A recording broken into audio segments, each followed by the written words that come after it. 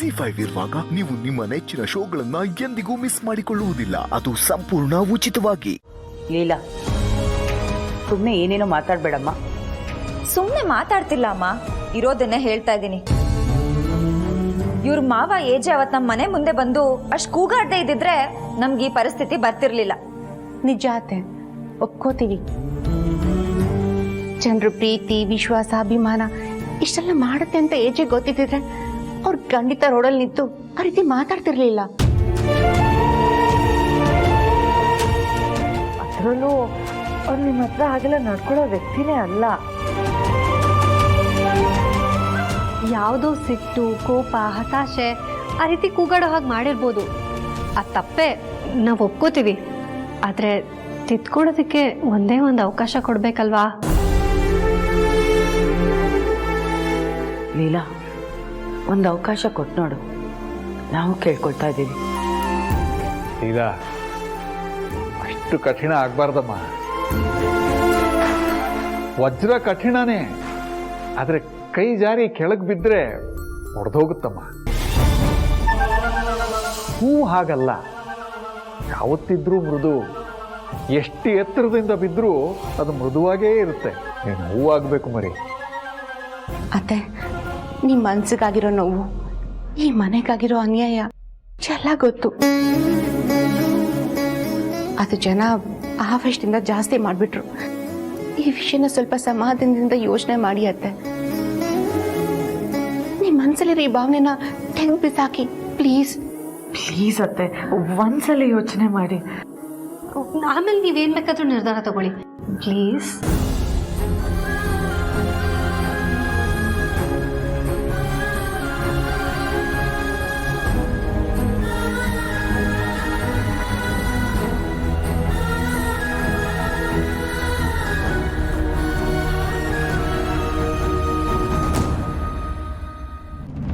ರಾಮ್, ನಾ ಹೇಳಿದ ಮಾತು ಯಾಕೋ ಕೇಳಲ್ಲ ನೀನು?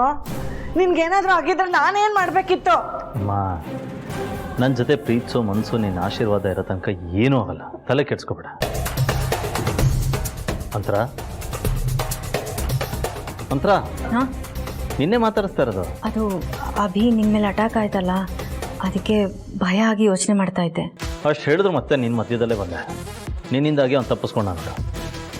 ಏನ್ ಅಭಿ ನೀನು ನನ್ನಿಂದ ಮಿಸ್ ಆದ ಅಂತ ಹೇಳ್ತಿದ್ಯಲ್ಲ?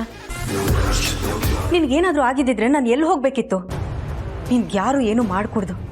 ನೀನು ನನ್ನ ಜೀವ ಅಭಿ, ನಿನ್ಗೋಸ್ಕರ ನನ್ನ ಪ್ರಾಣ ಬೇಕಾದರೂ ಕೊಡ್ತೀನಿ. ಆದರೆ ಮತ್ತೆ ನೀನು ನನ್ನ ಮೇಲೆ ಕಂಪ್ಲೇಂಟ್ ಮಾಡ್ತಿದ್ಯಾ. ನಾನು ಏನು ಮಾಡಿದ್ರು ತಪ್ಪು ಬಿಡು.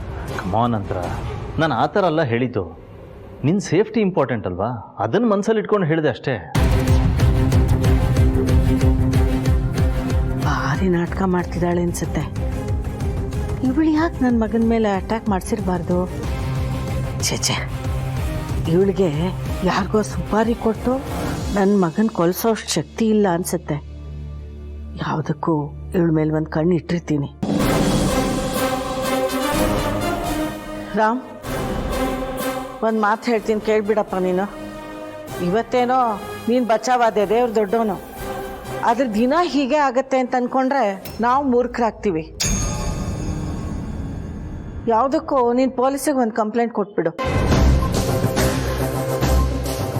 ಪೊಲೀಸ್ ಕಂಪ್ಲೇಂಟಾ? ಯಾರ ಮೇಲೆ ಕೊಡ್ಲಮ್ಮ? ಇನ್ಯಾರಭಿ, ನೀನು ಬೈದಿದ್ದಕ್ಕೆ, ಜಗಳ ಮಾಡಿದ್ದಕ್ಕೆ ಆ ಚಂದ್ರಶೇಖರು ಅವ್ರ ಮಗಳು ಸೇರ್ಕೊಂಡು ಈ ಥರ ಮಾಡಿಸಿರ್ಬೋದು. ಸಾಧ್ಯನೇ ಇಲ್ಲ.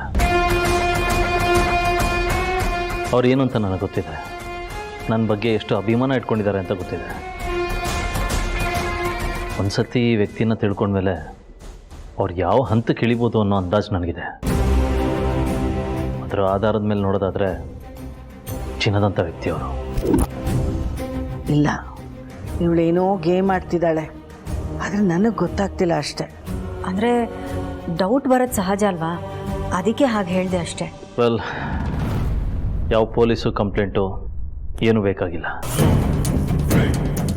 ಹೇಗಿದ್ದರೂ ಒಂದು ಅಟೆಂಪ್ಟ್ ಫೇಲ್ ಆಗಿದೆ. ಡೆಫಿನೆಟ್ಲಿ ಅವ್ನು ಮತ್ತೆ ಅಟ್ಯಾಕ್ ಮಾಡೇ ಮಾಡ್ತಾನೆ. ಅವಾಗ ಹಿಡಿತೀನಿ. ಬಿಟ್ಟಿಡಿಯೋದು ಅಂತಾರಲ್ಲ ಹಾಗೆ.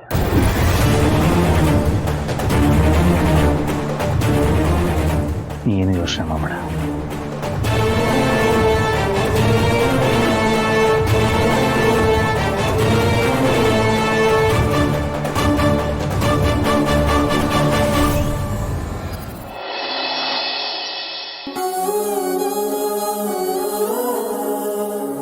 ನೋಡಿಮ್ಮ, ನನ್ನ ಮಾತನ್ನ ದಯವಿಟ್ಟು ನೀವು ಅಪಾರ್ಥ ಮಾಡ್ಕೋಬೇಡಿ. ನಿಮ್ಮ ಜಾಗದಲ್ಲಿ ನಾನು ನನ್ನ ಹೆಂಡತಿ ಇದ್ದಿದ್ರು ಇಷ್ಟು ಕೇಳ್ಕೊತಾ ಇರಲಿಲ್ಲ. ಲೀಲಾ ನಿಮಗೆ ಎಷ್ಟು ನೋವು ಕೊಟ್ಟರು, ನೋವು ಕೊಡೋ ಹಾಗೆ ನಡ್ಕೊಳ್ತಾ ಇದ್ರು ನೀವು ಅದನ್ನೆಲ್ಲ ಸಹಿಸ್ಕೊಂಡು ನಮ್ಮನೆಯಲ್ಲೇ ಇದ್ದೀರಾ. ಲೀಲಾ ಅತ್ತೆ ನಮ್ಮನೆಗೆ ಮಾಡಿರೋ ತ್ಯಾಗದ ಮುಂದೆ ನಮ್ಗಿಲ್ಲಾಗ್ತಿರೋ ಅವಮಾನ ಲೆಕ್ಕಕ್ಕೆ ಬರಲ್ಲ ಬಿಡಿ ಸರ್. ನಾನು ಹೇಳಿದ ಮಾತಿನ ಅರ್ಥ ಬೇರೆನೇ ಇದೆಮ್ಮ. ಅಂದರೆ ನೀವು ಎಷ್ಟೇ ಪ್ರಯತ್ನ ಪಟ್ಟರು ಲೀಲಾ ನಿಮ್ಮ ಜೊತೆ ನಿಮ್ಮ ಮನೆಗೆ ಬರೋ ಹಾಗೆ ಕಾಣ್ತಾ ಇಲ್ಲ. ಅಯ್ಯೋ ಬಿಡ್ತು ಅನ್ನಿ, ನಾವು ಶಬ್ದ ಮಾಡಿ ಬಂದಿದ್ದೀವಿ ಲೀಲಾ ಅತ್ತೆನ ವಾಪಸ್ ಕರ್ಕೊಂಡು ಹೋಗ್ತೀವಿ ಅಂತ. ನಾವು ಖಾಲಿ ಕೈಯಲ್ಲಿ ಹಾಗೆಲ್ಲ ಹೋಗಲ್ಲ. ನಿಮ್ಮ ಮಾತು ನನಗೆ ಅರ್ಥ ಆಗುತ್ತಮ್ಮ. ಆದರೆ ಲೀಲನ್ನ ನಾನು ಚಿಕ್ಕ ವಯಸ್ಸಿಂದ ನೋಡ್ತಾ ಇದ್ದೀನಿ. ಕೆಲವು ವಿಷಯದಲ್ಲಿ ಅವಳಿಗೊಂದು ವಿಚಿತ್ರ ಹಠ. ಅವಳು ನಿಮ್ಮ ಮನೆಗೆ ಬರಬೇಕು ಅಂತಿದ್ರೆ ಇಷ್ಟರಲ್ಲಿ ಬರಬೇಕಾಗಿತ್ತಮ್ಮ. ನೀವು ಇಷ್ಟು ಸಲ ಕೇಳ್ಕೊಂಡ್ಮೇಲೂ ಅವಳು ಬರೋದಕ್ಕೆ ಒಪ್ತಾ ಇಲ್ಲ ಅಂದ್ರೆ ಅವಳು ನಿಮ್ಮ ಮನೆಗೆ ಬರಲ್ಲಮ್ಮ.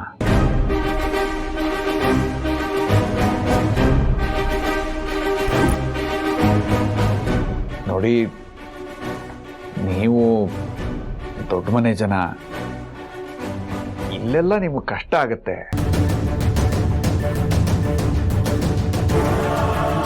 ನಮ್ಮಿಂದಾಗಿ ನೀವು ಕಷ್ಟಪಡೋದು, ನೋವು ಅನುಭವಿಸೋದು ನನ್ನ ಕೈಯಲ್ಲಿ ನೋಡೋಕ್ಕಾಗಲ್ಲಮ್ಮ. ಅದಕ್ಕೆ ದಯವಿಟ್ಟು ನೀವು ನಿಮ್ಮ ಮನೆಗೆ ಹೊರಟ್ಬಿಡಿಮ್ಮ.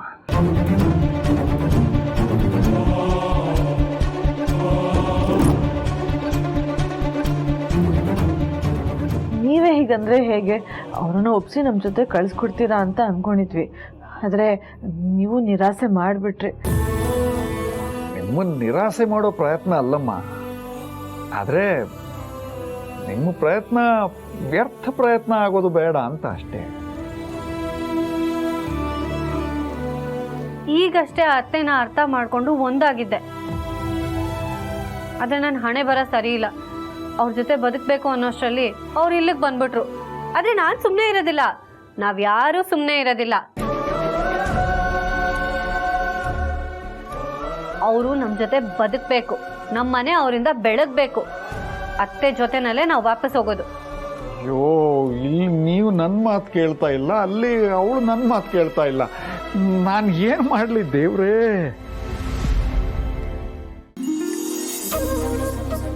ಏನಮ್ಮ ಇದು? ಊಟದ ಟೈಮ್ ಆದರೂ ಇನ್ನೂ ಯಾರು ಬಂದಿಲ್ಲ? ಏನೆಲ್ಲ ಡಯಟಲ್ಲಿದ್ದಾರಾ? ಡಯಟ್ ಅಲ್ಲ, ಉಪವಾಸ ಸತ್ಯಾಗ್ರಹ ಬೇಕಿದ್ರೂ ಮಾಡ್ತಾರೆ. ಉಪವಾಸ ಸತ್ಯಾಗ್ರಹನ ನಮ್ಮನೆಲ್ಲ? ಅಂಥದ್ದೇನು ಬೇಕತ್ತೆ?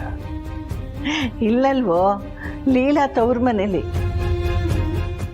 ZEE5 ಆಪ್ ಡೌನ್ಲೋಡ್ ಮಾಡಿ ಎಲ್ಲಾ ಸಂಚಿಕೆಗಳನ್ನು ಸಂಪೂರ್ಣ ಉಚಿತವಾಗಿ ನೋಡಿ.